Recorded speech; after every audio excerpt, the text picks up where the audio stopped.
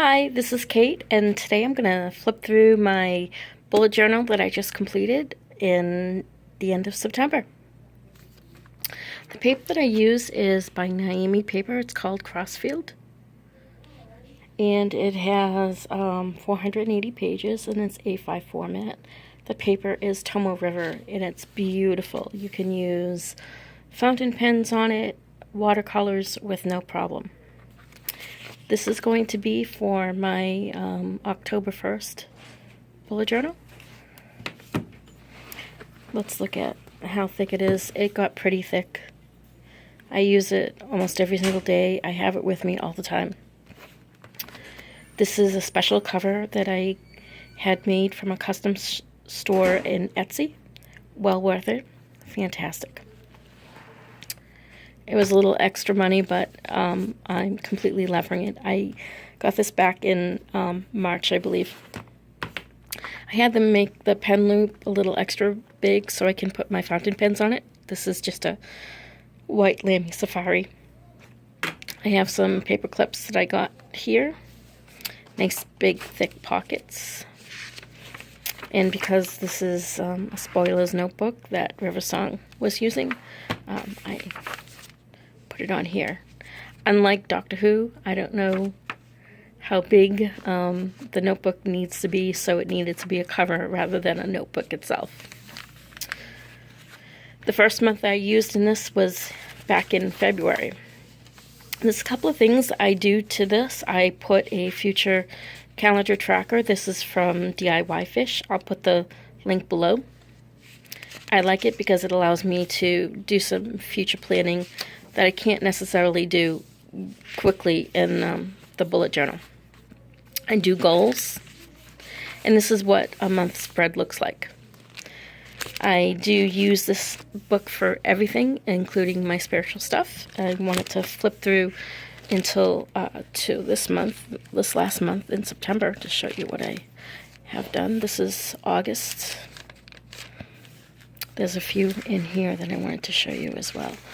I'm going to show you how I use my system.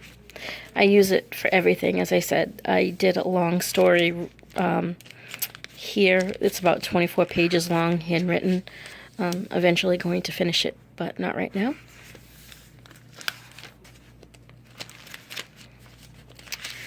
I did some watercolor tests, but I also drew this really cool page for my spiritual beliefs. This was September, and I used it really for a moon phase calendar to see where the moon was going to be in translation. Really great setup. I really love how this page came out. But how do I use it every day? First of all, I do use a time tracker. I use this Chronodex from DIY Fish. It's a stamp. I love it.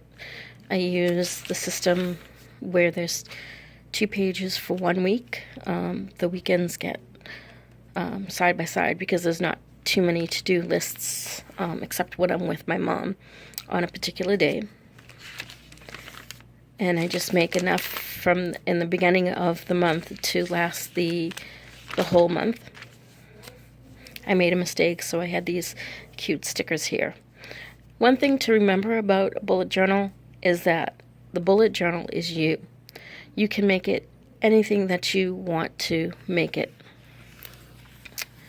This is the page that I did with the tall ship, and this is the page that I did right afterwards where the ship found its treasure. I really love how this came out, and there's one thing I can say about Tomo River paper. It really accepts watercolors really, really well. I didn't think it would, but it really does. I used different types of watercolor. I used some shimmering watercolor on it as well. This is some watercolors that I had just got. This is Primo watercolors. I really like that. I did do a collection this month. I actually wanted to see if I can watch the whole Buffy the Vampire Slayer from season 1 to season 7. I took some notes while I was watching it. I just finished it last night. the last one, which was right here, Chosen. So I did some funky things with the pages, the collection pages. I just wanted to see some colors in here. This is also a watercolor.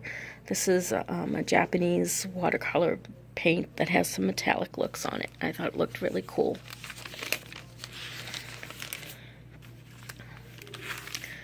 Other things that I do use this for work, and this is one of my work spreads, and I'll get into the details on how I use my bullet journal for work in a later video. I use my bullet journal to take detailed notes, and then I go in and I put them in OneNote. It's really a fantastic system, and what I like about it is you can share it out with other people. As I said, I do love watercolors. I love how they flow on the page and how they look on the page. Again, some more work notes. I got another set of watercolor by Prima. I don't have all of the sets. I'm still waiting to get pastel, which is probably another couple of weeks, but I really do like Prima watercolors. They're fantastic. This is a not such a great representation for Mabon, but not everything that you do in here has to be successful.